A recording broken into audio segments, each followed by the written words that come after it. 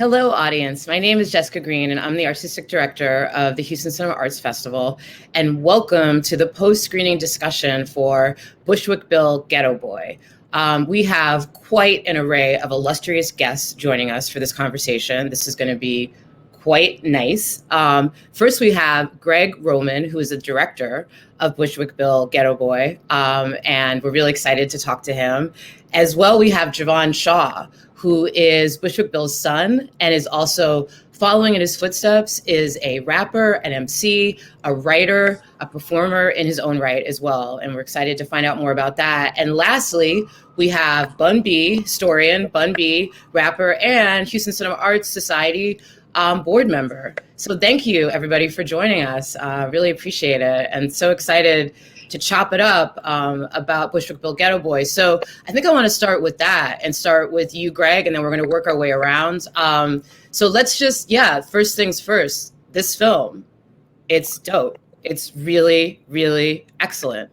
You did your thing. It's just really amazing. It's really Bushwick Bill's perspective. It's in his words. It's his,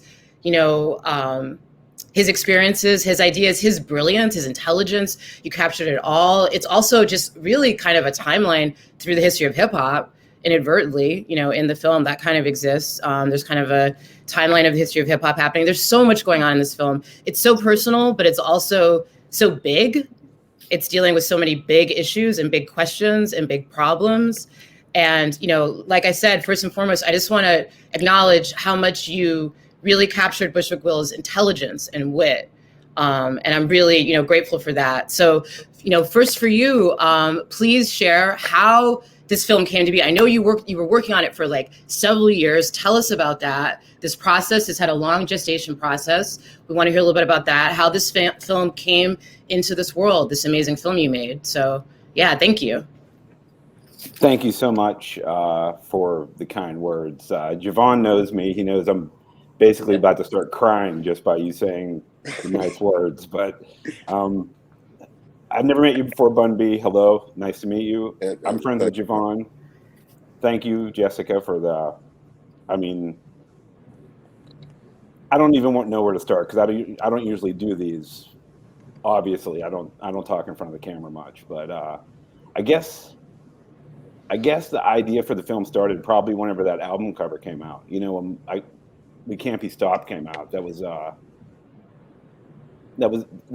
to me the craziest album cover I'd ever seen. I've been into heavy metal, punk rock, everything my whole life, and I couldn't even. And I was working at a record store, I think, only a year before, whenever I even discovered the Geto Boys. But I think that's probably what caused the film to happen. So I could even say I've been thinking about this film since 1991, for sure. But I never thought it was ever going to happen.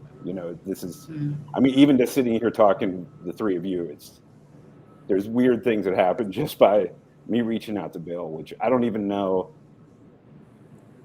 Javon knows as much as me that this film even got made is almost like a total miracle. Yeah. Man. Yeah. But, so your question, I'll say the movie really started is there was a guy named Tom Murphy and he had Bill playing at a club somewhere in Austin. And I have a good friend named Jeff Pincus who used to be in the Butthole Surfers. And he lived above this club. And I'd worked on a movie with Jeff years ago. And I asked him he knew I wanted to make a film on Bill. Pretty hard to get a hold of Bushwick if you don't know him or if you're not a manager or if you're not I'd say impossible. I came to Austin after he said, Jeff had told me he'd seen Bill around. I come to Austin. I stay on South Congress at the Embassy Suites. The second I come in to check in, Bill walks around the corner and he's staying at the same hotel. So it was like now or never. I had to talk him into it right there. And I still don't even know how it happened. And it was a multi-year process, right? I mean, that was 2012. Yeah. That happened. So yeah, but I mean, these docs like this, unless there's money involved and the artist Sure. is involved and the record label's involved, it still takes a long time. So like I had nobody involved. It was just me with all my camera stuff, like in my car. And I mean, Bill, it took maybe almost 3 months for him to agree to let me make the film. And I was in Austin for almost that long, trying to convince him to let me, make the film, which was, I honestly don't even know how it came about, because, I mean, Javon, I met Javon when how old were you, Javon? I was 16 years old when you met me, and that's when you started working on the film. Yeah. Wow. I'm so 25 now. So just put that in perspective. Yeah, it's. Yeah. Well, that's, yeah. No, I'm sorry, what were you saying? Yeah. The film has been done for quite a while. Yeah. Like, not color corrected and not like the form you're seeing now. But I think we showed the film in Portland as like a test screening. I think it was maybe 2016 or 17. And that's the only time Bushwick saw it with an audience, which, I mean, it was pretty incredible. And it's the film that we have now. It just wasn't, there was no animation in it. It was mostly just like the archival footage and using the videos and stuff that we like mixed in when Bill told the story. But it's, he did see this version and he signed off on it too. He wasn't happy that it was totally him talking the whole time. But I mean, I can get into why it's just Bill later. But yeah, I was pretty happy with it, because if one person could hold your attention for, I think, around 90 minutes, I think Bill, no problem. Storytelling technique, one of the best storytellers I've ever sat in front of, so. Yeah. Yeah, I was going to say, I'm glad you did take this approach, because it really ended up highlighting what an incredible storyteller he is. And I think, it just works so well. And that's a good, what you were bringing up earlier about Javon, and just like, just you growing up with, as this film is being made. So yeah, Javon, what do you think about this film, about your father? And Man, it's so beautiful, because it really encompasses who my father was. Like, people have a lot of perceptions and depictions of who my dad was, because naturally he's a character. He was animated. He was himself. He was super intelligent. He was very religious. He was spiritual. There's so many things that encompass who he was as an individual, that film and him telling first person gives you an insight into the mind of the person that you experienced musically. So it's just like, every time I watch it, I get emotional, because I'm just like, bro, like, I'm so happy that people are getting to see this side of my dad. Like, it's fans that have interactions, or people that knew my dad personally be like, man, whenever I talk to Bill, he dropped gems. This man was so intelligent. He was like a walking parable. He just constantly dropped like quotes and things that applied to your life that moment in time when he met you. You didn't know you needed it until you talked to him. You like, man, you don't even know that I need to speak to you right now, because it's literally the words I need to hear. But I feel like he was a vessel. And that's why he's able to inspire so many people, because it's just like his influence and what was in him inspired so many, that it was a domino effect. So it's just like he lived his purpose. And that's why I feel like that movie encompasses who he is and what he stands for as an individual. And that's why I loved it so much. Beautifully said. And Kit, like, when I talked to you a little bit on the phone before this, you talked about just going around the world, right? Man, and what your father has meant to people. Can you talk a little bit about that? Your experiences and what people have shared with you? Yeah. Yes, ma'am. When I was younger, basically, I wasn't always able to travel with my dad. Like, I lived with my mom a lot most of my life, so I wasn't able to really move around with him. And of course, when you're an artist, your lifestyle consists of a lot of random moments, especially being my dad. He's probably the most random individual that you'll ever come across in your life. Like, you'll find one night kicking it with this man, you find yourself at every bar, club, somebody auntie, uncle house, and they be like, bro, what is Bushwick Bill doing in the middle of the hood? He's like, bro, what are you doing over here? Like, this Bushwick Bill, he's like, I'm just kicking with my people. Like, he was that type of person. So it's just like, when I was spending time with him, we'd catch ourselves in the most craziest environments, but it's just like, it was comfortable, because it wasn't like it was out of our control. The people respected my dad and what he stood for so much, we didn't have to worry about our safety or worry about these people doing something to us, because at the end of the day, he stood for what they believe in, what they live every day. So it's just like, it was a constant cycle of that. We went to LA, did shows with George Clinton and stuff. And like, I'm getting to experience real music, like as I'm meeting these people. And it's just cool, the things I got to experience with him and understand what music stands for and what an artist really is, and not just making music. Wow. I mean, what an incredible foundation, right? For you to have as an artist in your own right. That's an amazing foundation. We I had wanted a very like a lot of experiences. We done shows together when we did like Me, Willie, and Scarface, and then my dad, I'm rapping his verse, and it's like I remember when I was 17 years old, it was the House of Blues, and it was the Office Space tour, and it was the first stop in Houston, and I never rapped my dad lyrics at all on stage ever. That was my first time being in front of a big crowd like that, so I was like, he's really just coaching me hands on, just really showing me like, okay, like you can see on the video at the show, he's showing me how to hold the mic up. So it's like literally him coaching me to this point I am now. So as I got older and started doing my own shows and my own thing, he got to see the growth in me as an artist, the confidence in me, and understanding and really embodying what I stand for, not just because he is who he is. Nice. Wow. Thank you for sharing that. Of course. All right. But yeah, Bun, our resident historian, 2 questions. Put Bushwick Bill in a historical context, share for the audience, folks that don't understand or don't know where he falls, his importance, and put Greg's film in a context of rap, let's say rap portraits, what your thoughts are on this film, where it falls in the canon of all the documentaries, all the films about hip hop, the rap business. Well, I mean, for rap one, music. It doesn't surprise me that the film about Bushwick is as unique as Bushwick was, right? No one could have told Bill's story better than Bill, and I believe Bill would have told you that.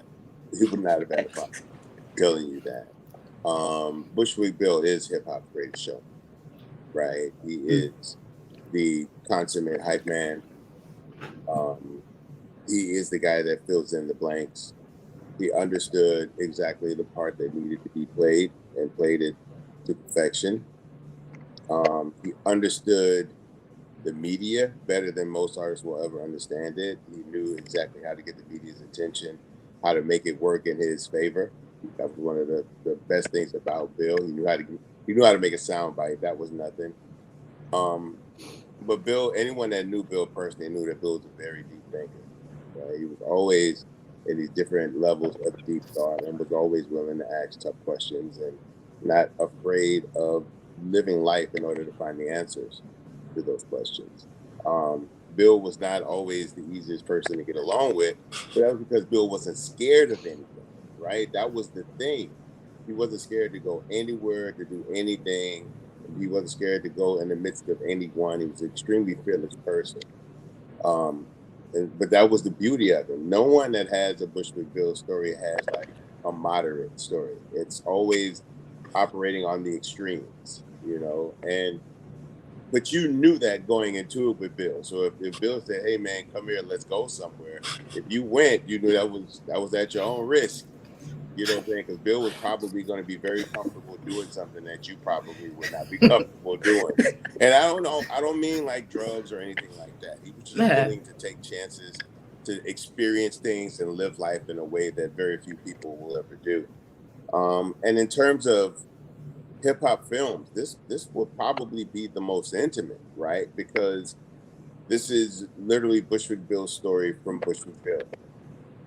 We should all, whenever if we have the luck of someone sitting down and wanting to document our life, we should all be so lucky to have the level of clarity that Bill has in this film. I mean, I don't think you could have got a better person at a better moment in their life. The way that he was able to reflect on things, the level of memory that he has from such early parts in his life, understanding the dynamics of society at such an early age, figuring out his place in society, but also having the beauty of a family raising him without limitations, right? Without thinking any less of himself, and literally gave him everything he needed to go out and be as fearless as he was. He's easily one of not just the brightest people in hip hop, he's one of the smartest people I've ever met in my life, right? But those would have to be the one-on-one conversations. Unfortunately, you didn't really get to see the beauty of Bill in mixed company. He was a consummate entertainer. He was determined to make sure he stood out in the room and would proceed as such and act in such a way. But if you did get one-on-one moments with Bill, it was always in very deep moments of reflection and introspection. Again, he's one of the brightest people I've ever had the luxury of being around and talking about. And yeah, some of those escapades were very crazy, but I do remember many moments of just sitting on sofas with Bill, and Bill just, questioned everything, right? He didn't take anything at face value, but he was willing to do the research. He was incredibly well read, right? He could throw off movie quotes, book quotes, scripture, I mean, with nothing. I mean, and I find myself at my age I feel like every time I learn something new, I forget something old. And I feel like I don't have the level of retention that I maybe would like to have. I look at this film, and it's as if Bill probably remembers every moment of his life with poignancy and clarity, and can speak to it, right? That's the thing. We can all recollect certain things, but how many of us can actually find the poignancy and the meaning of these pivotal moments in our life? Some of us are still asking a lot of questions and still searching for who we are. Imagine having the clarity of knowing exactly what these moments mean in the moment and being able to go back to that stuff. That's just part of the genius and the beauty of the man that Bill was. Thank you. Javon, I saw you nodding your head. Did your father share a lot of stories with you? And you were nodding when Bun was talking. Did he? He's literally Yeah. I'm so in agreement to everything he's saying, because literally that was him to the T. Like, I done been with my dad from hotel to hotel, city to city, traveling with him, or everybody you name it, and just me and him sometime. And it's just literally all those experiences. I sat on sofas with him, and me and him just talk about life. I've been at times when me and him look in the mirror, like, people be like, we always look alike. Let me just see for ourselves. When me and him just go in the mirror and look in the mirror, and he'd be like, I bet you know these certain things about me, little certain particular things about his face, and just I'm like, I noticed that. But it's just it was just really understanding my dad, having that bonding moments, and just really picking at his brain, and just man, you're such an insightful person. It's so much people didn't know about him that I feel like in that film, people gonna be like, you created horrorcore and you went to Bible school. You literally believed in about all these great things, and it's unbelievable that he lived so much life and knew so much and remembered so much.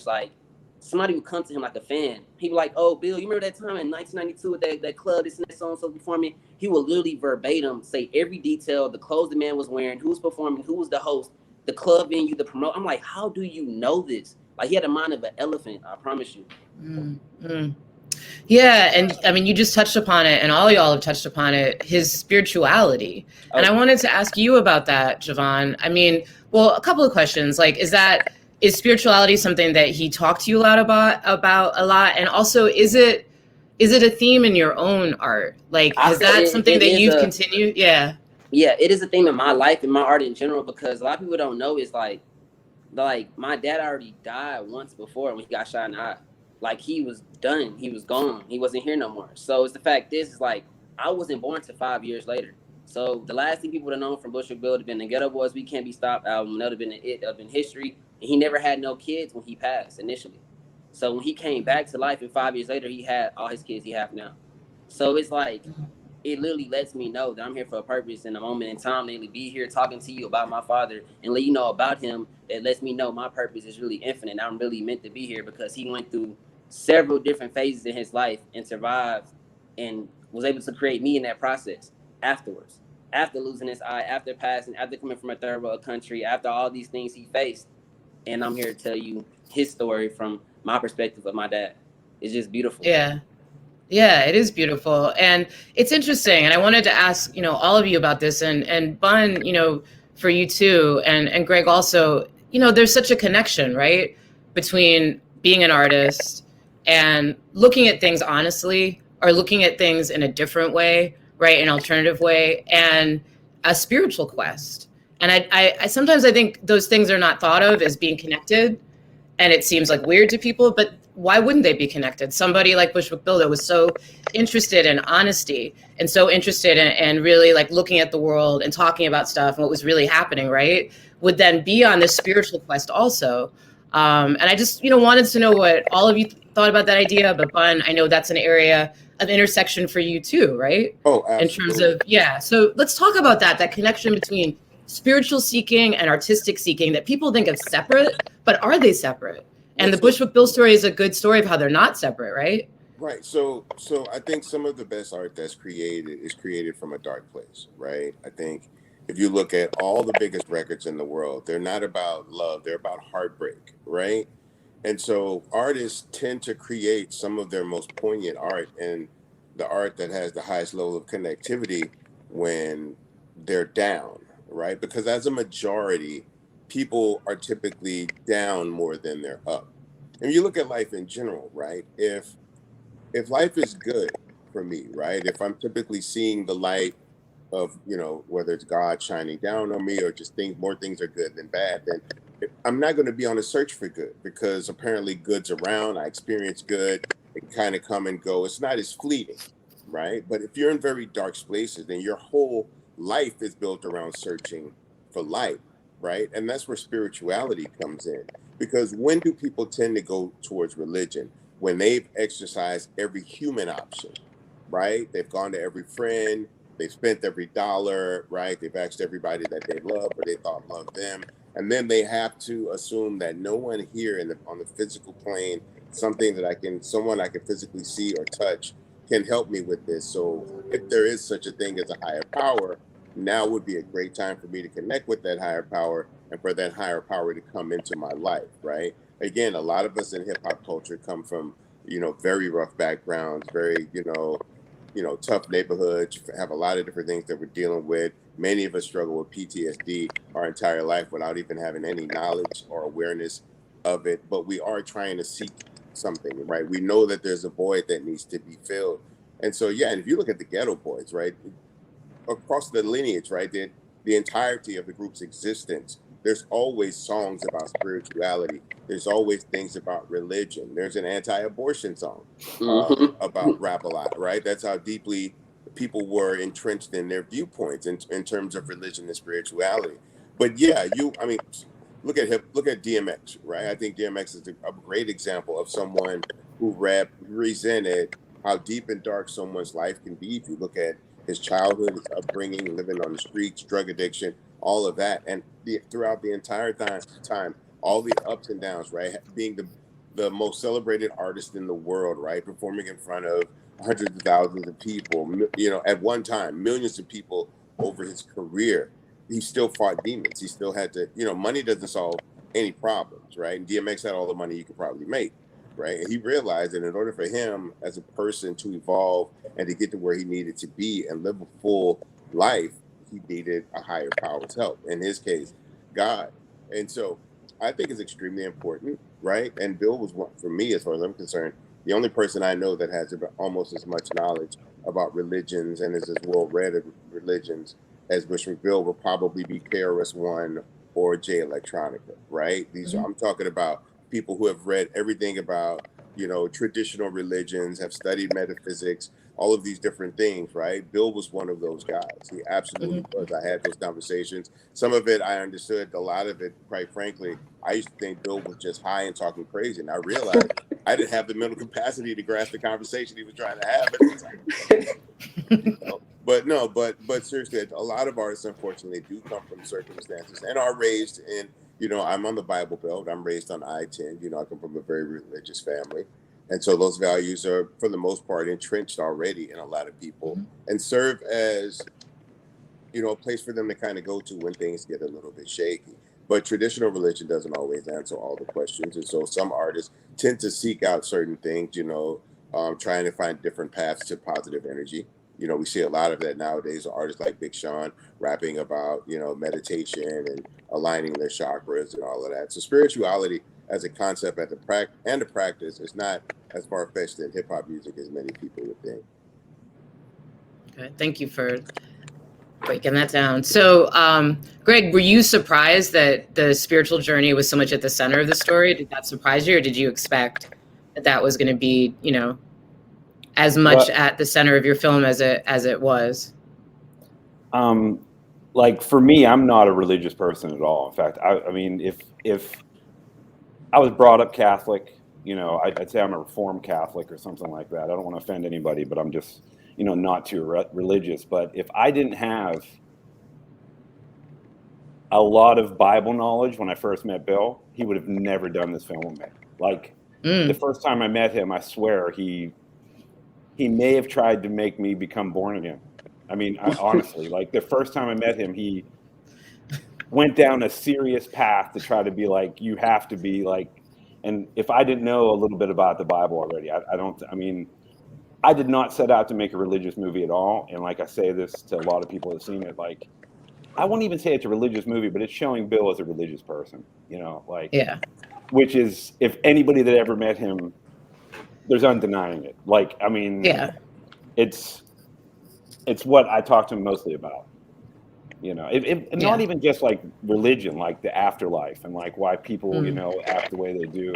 I mean, that interview that's the spine of the movie, that's like a 15-hour interview done over like 4 days. And I mean, the movie literally could have been like 3 hours, but that wasn't really going to work. But we have a lot of stuff that like Bill talked about, like that we kept, just to shape the film. But yeah, I never thought I was going to make a religious film about Bill. In fact, I didn't know what I was going to make when I met him. And I think I really didn't know what he was going to be like because, Bun B had known him, Javon knows him, other people know him.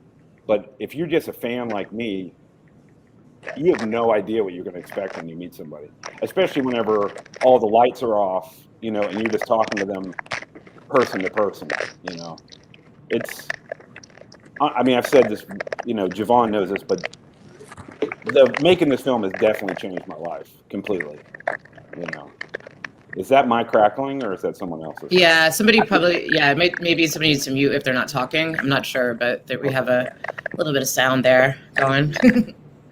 some crackling. Yeah. Okay. Yeah. Finish it. Yeah. No, please go on.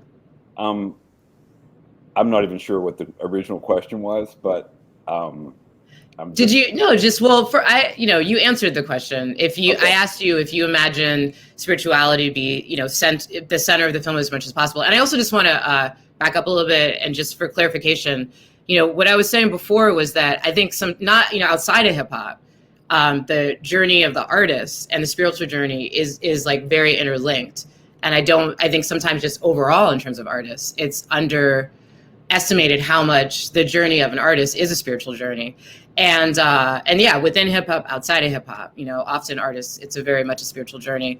And it sounds like, Greg, making this film was a spiritual journey for you. Oh. I mean, you talked about everything aligning. I mean, let's talk about that. It sounds like the film itself was a bit of a spiritual journey. Reckoning, I feel. Yeah. Because that was the beauty of Bill, right? Bill, you could not tell Bill what your viewpoint was about anything and him not hold you to it. You had to be able to argue the validity of whatever side of any argument you stood on. So I can imagine if Greg went around Bill and said that he was not particularly religious, he was going to hold Greg to the fire about that kind of a thing. Well, what level of religious are you? What level of spirituality do you have? How much of the Bible have you read? Like, it's not going to leave that conversation open-ended. That's for damn sure. Javon, you were going to say something. I see that the mute is off. But, please share. It's funny you said that because, like, literally, like I'm saying, like, the whole basis of when he went to people, he could be literally in the club drinking all night, whatever, having fun, and still talk to a fan about God, like, and still be on point. Don't matter how much people think he might be on a certain level. This is like, he was so witty with things. He would test people around him. Like, he showed me that he would basically act like if he was drunk or something like that, or act like he's under the influence, just to test people around him to see what they would do if he was under the influence, or if he was acting out of character, how they would treat him or how they would maneuver. So he basically showed me how to pick people wisely around you by basically playing a certain role. They like, Bill already wild, so they already expected him to act out of character because that's just how people depict him. So he like, okay, I'm gonna play on what you depict me as and use it as like a pawn to really understand your true motives and intentions. So that's how he read people. And then he'll just come up to random people and talk about God, like, and just like, hey, what you got going on? They like, hey, Bill, let's have a drink. From that one drink turned to a whole scripture talk and sermon talk. And it just like, it's something, like I said, it's something that you needed. And he's a very, very spiritual person. Like, he showed me one time, it was this crazy occurrence. We was in Atlanta and he was like, we was at the barbershop, people was betting him. They was like, Bill, he's like, I bet I can make it stop raining. Right, I bet I can walk in the rain and not get rained on. Right, he bet people $20 in the barbershop in Atlanta, and I was like, bro, this man is wild. So he went out into the rain and walked, and literally, I promise you, like, it was not raining on him. He didn't get wet. He walked and came back. He's like, all right, what's my $20? I was like, dude, I'm just like, it's just certain things, his certain level of faith and belief in himself that I promise you is things that people think cannot be possible that the man would do. Like I Mm. couldn't believe it at times because he Mm. just like he believed in himself wholeheartedly, and it manifested everything he ever believed in or ever thought. Wow. Thank you so much for sharing that. Of course. So, yeah, I think this is more a question for Javon and Bun B probably. The theme of the festival is the Third Coast. Yeah. That's the theme of the festival this year. So, like, you know, this idea of the Third Coast, the identity of the Third Coast, the culture of the Third Coast, where does Bushwick Bill fall in that? How important is he to Third Coast culture and music and hip hop and all of that? Bun, maybe could you talk a little bit about Houston, like his place in Houston? Oh, absolutely. Well, I mean, Bushwick Bill is a hip hop icon, right? Like there's only one, right? You could say that someone is the new version of Jay-Z, or you know, people used to say DMX is a new version of Tupac and stuff like that. But you know, Bushwick Bill is a singular moment in not just hip hop history, but I think in history in general, right? There's, you know, none before, none after. But we have to really look at Bushwick Bill being a member of one of the greatest groups of all time as well, right? So in order to put Bushwick Bill into proper historical context, you have to put the Geto Boys into proper historical context and look at all the doors that they broke down and the glass ceilings that had to shatter in order for room to be made for them, and the empowerment that the Geto Boys gave groups like me, right? If we had not seen Mind Playing Tricks on Me ascend to the heights that it had ascended to, right, in terms of the audience, the critical acclaim, the touring, the television appearances, the media looks, all of these other different things, right? Those are the moments that we looked at and realized we could do it too, right? Now, even though Bushwick Bill was born in Jamaica and raised in New York City, he's Houston. Like we lay claim to Houston. I don't, you know, even the fact that Bushwick is in his name, that's fine. We're all, you know what I'm saying? But you know, when we look back and we look at the moment that changed the trajectory of hip hop in Houston, whether you're a local artist or looking at it from a national worldwide perspective, it is the Geto Boys, right? It is Mind Playing Tricks on Me. And that is, and again, there's many iterations of the Geto Boys, but the one that literally broke down the door for the rest of is the iteration of Scarface, Willie D, and Bushwick Bill. We are eternally grateful for that. We are happy to have had them as an inspiration and as a leader from our local as well as international hip hop community. But even within a group of such dynamic personalities as Willie D and Scarface, the most dynamic clearly is that of Bushwick Bill. He is the energy and the heart and soul of the Geto Boys, right? This madhouse collective motley crew of individuals, right, who somehow find themselves, because I mean, you couldn't have three more different people in a group than Bushwick Bill, Scarface, and E. No And doubt. it would have to take a Jay Prince to be able to corral this energy and make sense of this, the inherent chaos that would ensue when these people were in this space, right? But they were able to capture a chaos and the level of mischief that these guys had and make magic out of it, you know? Yeah. And we celebrate them as a group, we celebrate them as individuals, and we definitely celebrate Bill, if nothing else, for the energy that he brought to hip hop. He was one of those guys that was constantly in a state of motion. You know, you wonder Yeah. where people get that kind of energy, especially to be a guy that can be so high at times, it can still be just at the drop of a dime, get up and just go. Right? You Yeah. would think he's incapacitated on the sofa and he's not going anywhere in the moment, and you turn your head for a second and look up and he's out the door. Yep. Like, where'd you go? I had to go meet some homies in Philly. I'm at the airport. Word. Like that. You know, it was amazing to have him as a peer, right? As an inspiration, then ultimately as a peer, and even more so as a friend. Yeah. I know he helped change my life professionally as well as personally. And I'm so glad that Greg had the umption to approach him in the hotel that day and ask if he could do this, because I think the world's a lot better off now that we're able to know who Richard Shaw, aka Bushwick Bill, really is. Yeah. Yeah, no doubt. And Javon, you live in Houston. I mean, what do you think your dad means to Houston? Talk about it. I feel like he represents that it's possible for anybody. Like my dad is short of stature, and then he ended up losing his eye. So you have a person that's short of stature and lost his eye. You have every odd against you, like everything against you. So it's just showing you there's anything possible if you truly, wholeheartedly know that what you have and what you engulf in yourself, that you can be that. Like nothing is no limits. Like me seeing him, what he done and created, it's no limits at all. Even while he was sick fighting cancer, he literally worked on music while he was fighting cancer. We slept in the studio, woke up in the morning. He like, Javon, wake up. We got to finish this. I'm like, I'm tired. And I'm young, I'm tired. And I'm just like, all right, we got to get it done. But it just, he had a drive in him and an energy and a focus in him that couldn't be taken away. And I feel like it inspires me other people because people I've came across and people that even represented with short stature like him was like Bushwick Bill was that influenced me to go forth that this is possible, that I can be this big old person, even though the world sees me as this.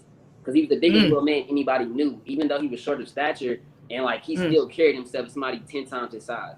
And everybody respected him even more than ever. So it inspires me. Whenever I feel down, whenever I feel like, man, it's not possible, in my back of my head, my dad's like, nah, this is possible. Don't ever think. He always in the back of my head. He loved you so much, right? I mean, definitely. He showed me that before he passed. He showed me that. So that's why I'm very just thankful and grateful to continue what he put before me in my own way. Yeah.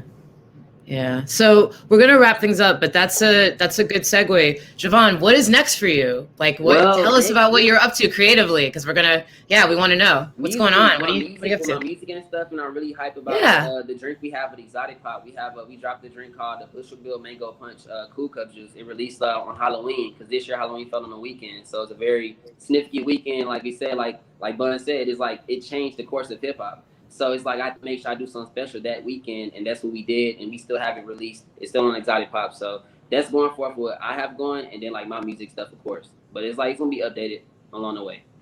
And where can people find out about your music? Find out more? You want to share any? My social medias and Instagram is Young No, YUNGKNXW on all platforms, on everywhere. Okay, all right. And Greg, what's next for the film? What's next for the film, and what's next for you and your filmmaking? Well, I mean, I just want the film to get out to a wider audience because obviously, I mean, it's not even just about me making it. It's just, I've never been more proud of anything. I don't have children, so if I had children, they'd be what I'm most proud of. But this film is probably, what I'm most proud of. But I mean, I'm just trying to get another project going, which isn't as easy as people think it might be. But I have a lot of we'd say like logs in the fire, but I don't want to speak. I don't want to speak on anything. Of course. Yeah. Well, good luck with everything. And again, I mean, it's just brilliant. You did an incredible job. It is such a fitting tribute and portrait, and it's just so beautifully made, and it's so illuminating. And I'm so grateful you made it, and I'm so grateful to talk to all of you all about it. Likewise. Thank you so much for doing this. Thank Greg. Thank Javon. Thank you, Bun B. Thank you, audience, for joining us. And we're going to sign off. Goodbye, everybody. Thanks.